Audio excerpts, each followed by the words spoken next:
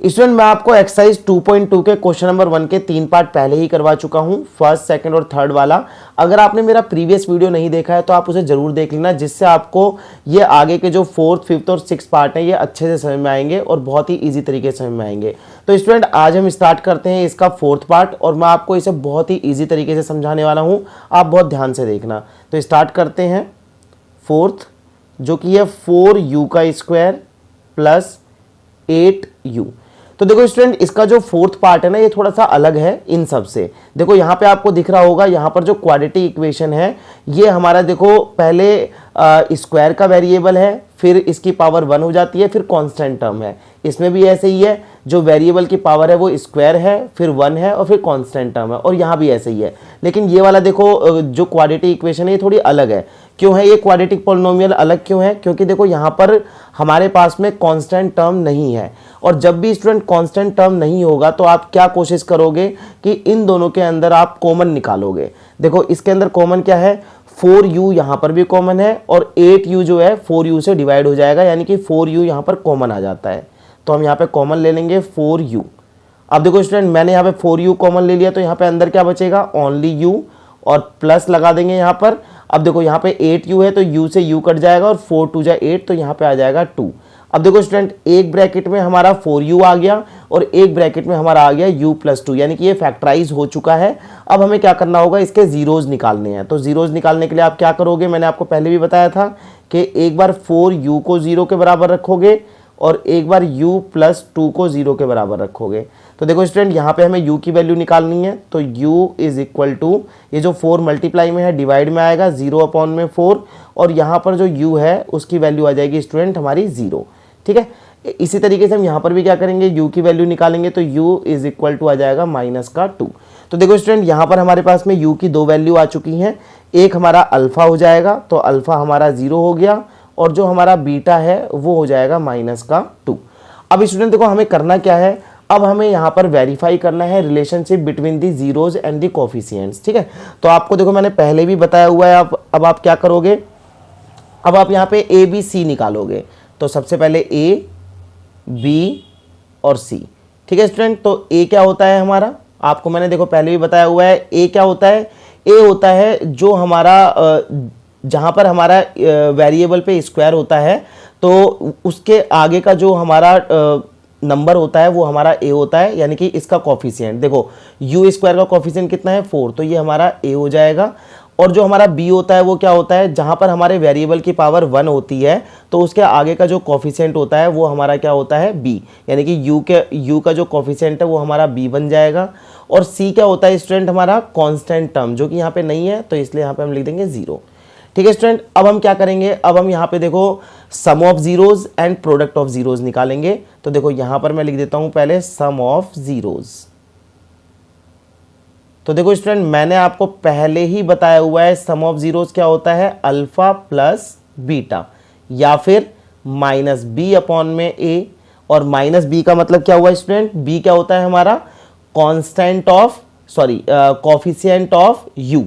ठीक है, तो हम यहाँ पे इस तरीके से भी कह सकते हैं माइनस कोफिशिएंट ऑफ u, और अपॉन में क्या हो जाएगा, कोफिशिएंट ऑफ u स्क्वायर। ठीक है, तो इस तरीके से भी हम इसे लिख सकते हैं माइनस बी अपॉन में a। तो देखो हमारा अल्फा क्या है, अल्फा है हमारा 0, प्लस हमारे पास बीटा क्या है, बीटा है हमारे पास -2। तो देखो ये हो जाएगा हमारा 0 प्लस माइनस का 2, और यहाँ पे 0 में से 2 घटाएंगे तो कितना आ जाएगा, -2।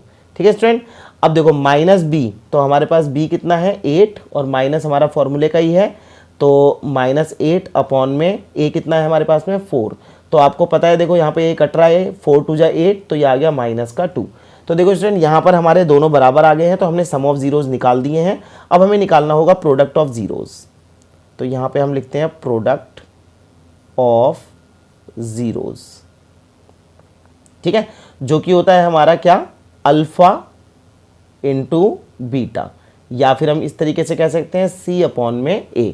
अब देखो स्टूडेंट मैंने आपको पहले ही बताया हुआ है, यहाँ पे सी का मतलब क्या होता है, कांस्टेंट टर्म, अपॉन में देखो इसका फॉर्मूला इस तरीके से भी बोल सकते हैं हम, कांस्टेंट टर्म अपॉन में कोफिशिएंट ऑफ यू स्क्वायर। ठीक है, क्योंकि यू स्क्वायर का कोफिशिएंट ही तो ए है हमारा, तो इस तरीके से हम इसे लिख सकते हैं। अब देखो स्टूडेंट मैं आपको यहाँ पे लिख के दिखाता हूँ कि अल्फा क्या है हमारे पास में 0, इंटू हमारे पास बीटा क्या है हमारे पास माइनस का 2, ठीक है। तो ये कितना आ जाएगा हमारा 0, और c कितना है हमारे पास में, c तो हमारे पास 0 है, और a कितना है हमारे पास में 4, तो 0/4 क्या होता है 0। तो देखो स्टूडेंट ये बराबर आ गया। तो ये हमारा जो क्वेश्चन नंबर 1 है उसका 4th पार्ट कंप्लीट हो चुका है। आई होप आपको अच्छे समझ में आ गया होगा। अब मैं स्टार्ट करता हूँ इसका 5th पार्ट। तो अब देखो स्टूडेंट इसका जो 5th पार्ट है वो किस तरीके से करना है। देखो t का स्क्वायर माइनस का 15। अब देखो स्टूडेंट इसमें हमारे पास में क्या था, कांस्टेंट टर्म हटा हुआ था, और इसके अंदर से देखो क्या हटा हुआ है, जो हमारे पास में वेरिएबल है उसकी पावर जो 1 होती है यहाँ पर वो नहीं है। तो यहाँ पर हमारे पास में है टी स्क्वायर माइनस 15। तो देखो स्टूडेंट अब आप क्या करोगे, देखो अब यहाँ पर कुछ कॉमन तो आ नहीं सकता है। अब यहाँ पर हमारी प्रॉपर्टी लगेगी, यानी कि एक आइडेंटिटी लगेगी। वो क्या लगेगी, देखो स्टूडेंट यहाँ पर हमारे पास में टी का स्क्वायर है, तो यहाँ पे देखो आपको एक आइडेंटिटी याद होगी ए स्क्वायर माइनस बी स्क्वायर, जो कि होता है ए प्लस बी ए माइनस बी। तो इससे हमारा फैक्टराइज हो जाएगा। लेकिन देखो ए स्क्वायर तो चलो यहाँ पर मैं लिख देता हूँ ए स्क्वायर माइनस इसका स्क्वायर क्या होता है, परफेक्ट स्क्वायर नहीं होता। देखो 16 का होता है 4 का स्क्वायर। अगर यहाँ 16 होता तो मैं यहाँ पे 4 का स्क्वायर कर देता, तो हमारा 4 स्क्वायर क्या होता है 16 बन जाता। लेकिन 15 का तो कोई स्क्वायर होता नहीं है। अगर किसी का भी आपको स्क्वायर बनाना है लेकिन उसका परफेक्ट स्क्वायर नहीं है, तो आप उसे अंडर रूट में लेकर जो है ना इस तरीके से लिख दोगे, अंडर रूट 15 का स्क्वायर। अब देखो स्टूडेंट अगर आप स्क्वायर से अंडर रूट काटोगे तो दोबारा 15 ही आ जाएगा। तो हम जो है 15 को अंडर रूट 15 का स्क्वायर भी लिख सकते हैं, क्योंकि अगर हम काटेंगे तो उतना ही आ जाएगा। अब देखो स्टूडेंट इससे हमें फायदा क्या हुआ, ये एक आइडेंटिटी यानी कि एक प्रॉपर्टी बन चुकी है, क्या ए स्क्वायर माइनस बी स्क्वायर, जो कि होता है ए प्लस बी ए माइनस बी। तो मैं यहाँ लिख देता हूँ ए प्लस बी यानी कि अंडर रूट 15, और दूसरे ब्रैकेट में क्या रहेगा हमारा ए माइनस बी यानी कि अंडर रूट 15, ठीक है। अब हमें क्योंकि इसके जीरोज निकालने हैं, तो जीरोज निकालने के लिए हम क्या करेंगे, एक बार इसको 0 के बराबर रखेंगे, under root 15 is equal to 0, और एक बार इसे लिखेंगे t minus under root 15 is equal to 0। अब देखो स्टूडेंट ये क्या बन जाएगा, t इज इक्वल टू, ये उधर जाएगा तो माइनस का हो जाएगा, माइनस का अंडर रूट 15, और ये उधर जाएगा तो प्लस का बन जाएगा, तो t is equal to under root 15। तो हमारे पास में t की 2 वैल्यू आ चुकी हैं। ये हमारा अल्फ़ा है, alpha is equal to minus under root 15, और ये हमारा बीटा है जो कि है अंडर रूट 15 प्लस का ही है, ठीक है। अब हमें क्या करना होगा, अब स्टूडेंट देखो मैंने आपको पहले ही बताया हुआ है, अब आप ए बी सी निकाल लो इसका, ठीक है। ए बी और सी, देखो a क्या होता है हमारा टी स्क्वायर का कॉफिशिएंट जो कि 1 है, b क्या है हमारा t का कॉफिशिएंट, तो t तो है ही नहीं यहाँ पे, इसका मतलब t का कॉफिशिएंट क्या होगा 0, और c क्या है हमारा कांस्टेंट टर्म जो कि है माइनस का 15, ठीक है स्टूडेंट। अब देखो हमें क्या करना है, अब हमें सम ऑफ जीरोज निकालना होगा, सम ऑफ जीरोज जो कि होगा हमारा क्या होगा स्टूडेंट, अल्फा प्लस बीटा, या फिर इस तरीके से कह लो माइनस बी अपॉन में ए। तो अल्फ़ा क्या है हमारा, अल्फ़ा है माइनस अंडर रूट 15 और प्लस अंडर रूट 15। तो आपको दिख रहा होगा माइनस अंडर रूट 15 और प्लस अंडर रूट 15 कितना आएगा 0। अब देखो यहाँ पे माइनस बी, तो माइनस बी यानी कि माइनस का 0 अपॉन में ए कितना है 1, तो 0 अपॉन में 1 कितना आता है 0। अब आप निकालोगे स्टूडेंट प्रोडक्ट ऑफ जीरोज, तो यहाँ पर लिख दो आप प्रोडक्ट ऑफ जीरोज। तो प्रोडक्ट ऑफ जीरोज क्या होगा, अल्फा इंटू बीटा या फिर सी अपॉन में ए, ठीक है। तो देखो अल्फा क्या है हमारे पास में, अल्फा है अंडर रूट 15 किसका, माइनस का, ठीक है, और into under root 15, beta under root 15 है। तो ये आ जाएगा स्टूडेंट हमारा अंडर रूट 15, अंडर रूट 15 कितना आ जाएगा 15, और ये माइनस का है, ठीक है। क्योंकि देखो अंडर रूट 15 पूरा हो जाता है 15, क्योंकि अंडर रूट से अंडर रूट कटता है, और इस वाली वैल्यू को हम एक बार लिख देते हैं, इतना तो आपको पता होगा। अब देखो स्टूडेंट यहाँ पर c अपॉन में a, तो c क्या है हमारे पास में, c है माइनस का 15 और a क्या है हमारे पास में 1, तो हमारा आंसर कितना आ गया माइनस का 15। तो देखो स्टूडेंट ये दोनों बराबर आ गए हैं, और ये हमारा था क्वेश्चन नंबर 1 का 5th पार्ट। आई होप आपको अच्छे से समझ में आ गया होगा। अब मैं आपको 6th पार्ट करवाता हूँ। तो स्टूडेंट अब स्टार्ट करते हैं इसका 6th पार्ट। 6th पार्ट है इसका 3x² माइनस x और माइनस 4। देखो स्टूडेंट, जिस तरीके से मैंने आपको फर्स्ट, सेकंड और थर्ड करवाया था ये उसी तरीके से होगा, क्योंकि देखो यहाँ पर हमारे पास वेरिएबल की पावर स्क्वायर भी है, वेरिएबल की पावर 1 भी है और एक हमारे पास में कांस्टेंट टर्म भी है। तो इस तरीके के जो हमारे पास में पॉलिनोमियल्स होते हैं वो क्वाड्रेटिक पॉलिनोमियल्स तो होते ही हैं, लेकिन उनको जो करने का तरीका होता है वो क्या होता है। देखो स्टूडेंट, मैंने आपको कल भी बताया था, यानी कि मैंने आपको प्रीवियस वीडियो में बताया था, पहले आपको इस आगे वाले टर्म को इस सबसे लास्ट कांस्टेंट टर्म से मल्टीप्लाई करके रफ में लिख लेना है। तो देखो ये कितना आ जाएगा, 3 4 जा 12, ठीक है। तो यहाँ पर हम लिख देते हैं 12x स्क्वायर। देखो इसको मैंने इससे मल्टीप्लाई किया 3 4 जा 12 और x स्क्वायर, लेकिन ये माइनस का आएगा। तो देखो मैंने आपको बताया था कि मल्टीप्लाई करने पे हमें इतना मिलना चाहिए, ठीक है।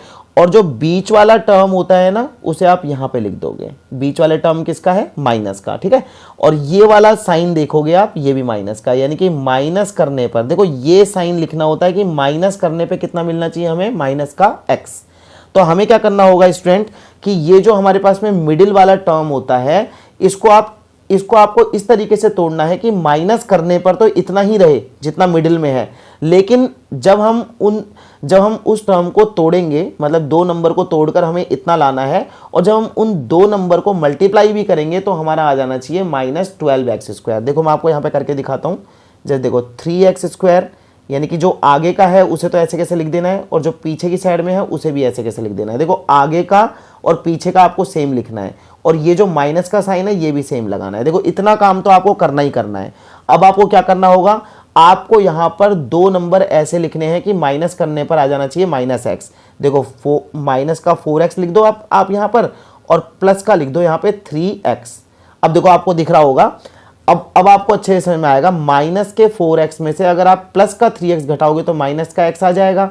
अब आप इन दोनों नंबर को, यानी कि मैंने -x को मैं इस तरीके से लेकर आया हूं, यहाँ पर आ तो -x ही रहा है, माइनस के 4x में से प्लस का 3x घटाओगे माइनस का x ही आ रहा है, लेकिन इन दोनों को जब मल्टीप्लाई करेंगे तो जब इसको और इसको मल्टीप्लाई किया था उतना आ गया। देखो 4 3 जा 12, ठीक है, तो 12 आ गया हमारा, और उसके बाद में 12 किसका आया, माइनस का भी आ गया, और x को x से मल्टीप्लाई किया तो x स्क्वायर भी आ गया। तो हमने इस मिडिल टर्म को इस फॉर्म में लिख दिया कि इसको माइनस तो करेंगे तो उतना ही आएगा, ठीक है, -x, लेकिन इसको मल्टीप्लाई करने पे आ जाएगा माइनस का 12x स्क्वायर। अब आपको देखो क्या करना है, इतना काम करने के बाद में इन दो के जो है ना आपको पेयर बना लेने हैं, क्योंकि हमें इसमें से कॉमन लेना है। देखो 3x स्क्वायर और -4x में कॉमन क्या है, तो यहाँ पे सिर्फ x कॉमन है, तो यहाँ पे x कॉमन ले लो आप। जब आप x कॉमन लोगे तो यहाँ पे क्या बचेगा, यहाँ बचेगा 3x और यहाँ बचेगा -4, प्लस आपको दिख रहा होगा, देखो इन दोनों में क्या कॉमन है, इन दोनों में कुछ कॉमन नहीं है तो 1 कॉमन रहेगा, ठीक है। जब 1 कॉमन रहेगा तो 3x -4। अब आपको क्या करना है स्टूडेंट, एक बार तो देखो, अब आपको देखो दिख रहा होगा कि जो ब्रैकेट के अंदर वाला है वो सेम आ चुका है।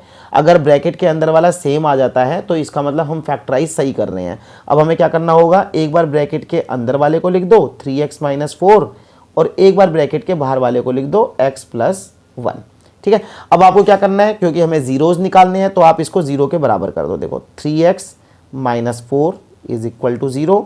अब आप इसको भी 0 के बराबर कर दो, x + 1 = 0। तो यहाँ पे देखो 3x, अब ये माइनस का है ना 4, उधर जाके ये प्लस का हो जाएगा, प्लस का 4, ठीक है। अब देखो x की वैल्यू कितनी आ गई, 4/3, और यहाँ पर x की वैल्यू कितनी आ गई, ये प्लस का 1 है, तो इधर जाके किसका हो जाएगा, -1, ठीक है स्टूडेंट। तो ये हमारा हो गया अल्फा = 4/3, ठीक है। और जो हमारा बीटा है वो कितना हो जाएगा, बीटा = -1। अब आपको क्या करना है, देखो अब आपको a, b और c निकाल लेने हैं, ठीक है, a, b और c। देखो a क्या होगा हमारा x² का कॉफिशिएंट जो कि 3 है, b क्या होगा x का कॉफिशिएंट जो कि है हमारा -1, और c क्या होगा कांस्टेंट टर्म जो कि है हमारा -4। अब आपको क्या करना है student, sum of zeros and product of zeros. तो यहाँ पे निकालोगे आप सम ऑफ जीरोज, ठीक है। तो सम ऑफ जीरोज क्या होगा, अल्फा प्लस बीटा, या फिर -b/a। -b का मतलब क्या होता है, b क्या है हमारा, b है हमारा कॉफिशिएंट ऑफ x, तो इसका मतलब ये हो गया minus coefficient of x upon में a क्या है हमारा कॉफिशिएंट ऑफ x², इसका मतलब कॉफिशिएंट ऑफ x²। चलो देखो, अब देखो यहाँ पर अल्फा क्या है हमारे पास में 4/3, प्लस बीटा क्या है हमारे पास में -1, ठीक है। तो देखो इसे अब हमें सॉल्व करना होगा, तो ये आएगा 4/3 और प्लस माइनस माइनस का 1। तो यहाँ आप 1 लगा के और क्या ले लोगे, इसका एलसीएम। तो देखो स्टूडेंट आपको एलसीएम तो लेना आता ही होगा 3, तो यहाँ आ जाएगा हमारे पास में 4 माइनस 3, ठीक है 4 माइनस 3, तो 4 में से 3 जाएगा तो कितना बचेगा 1/3, ठीक है। तो ये आ गया हमारा। और यहाँ देखते हैं ज़रा हम, माइनस और b क्या है हमारे पास में, माइनस का 1 ही है, अपॉन में a क्या है हमारे पास में 3 है, तो माइनस माइनस प्लस 1/3 आ गया बराबर। अब हमें निकालना है प्रोडक्ट ऑफ जीरोज़, तो आप ध्यान से देखना स्टूडेंट, मैं प्रोडक्ट ऑफ जीरोज़ निकाल रहा हूँ, ठीक है। तो यहाँ निकाल देता हूँ मैं प्रोडक्ट ऑफ जीरोज़, यहाँ लिखता हूँ प्रोडक्ट ऑफ जीरोज़, ठीक है, जो होगा अल्फ़ा इंटू बीटा या फिर c अपॉन में a।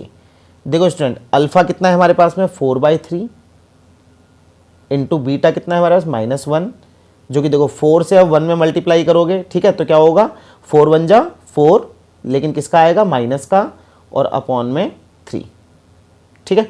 और c क्या है हमारे पास में कांस्टेंट टर्म, जो कि है माइनस का 4, और a क्या है हमारे पास में 3, तो माइनस का 4/3। तो देखो स्टूडेंट हमारे यहाँ पर फर्स्ट क्वेश्चन कंप्लीट हो चुका है पूरा। फर्स्ट क्वेश्चन के मैंने सारे पार्ट आपको 6 के 6 पार्ट यहाँ पे करवा दिए हैं और बहुत ही इजी तरीके से मैंने आपको समझाया है। फिर भी अगर आपका कुछ डाउट रह गया हो तो आप मुझे कमेंट बॉक्स में मैसेज करना, मैं उसका आपको जवाब बहुत जल्दी दूंगा। आई होप आपको ये वीडियो बहुत अच्छा लगा होगा और आप जो है इस वीडियो को अपने दोस्तों में जो 10th क्लास के आपके फ्रेंड्स हैं उनमें शेयर जरूर करना स्टूडेंट। तो स्टूडेंट आज के वीडियो के लिए बस इतना ही, मिलेंगे आपसे नेक्स्ट वीडियो में और उसमें मैं आपको एक्सरसाइज 2.2 का जो क्वेश्चन नंबर 2 हमारा रह गया है वो मैं आपको करवाऊंगा। फिर उसके बाद में हमारा चैप्टर 2 भी कंप्लीट हो जाएगा। Thank you.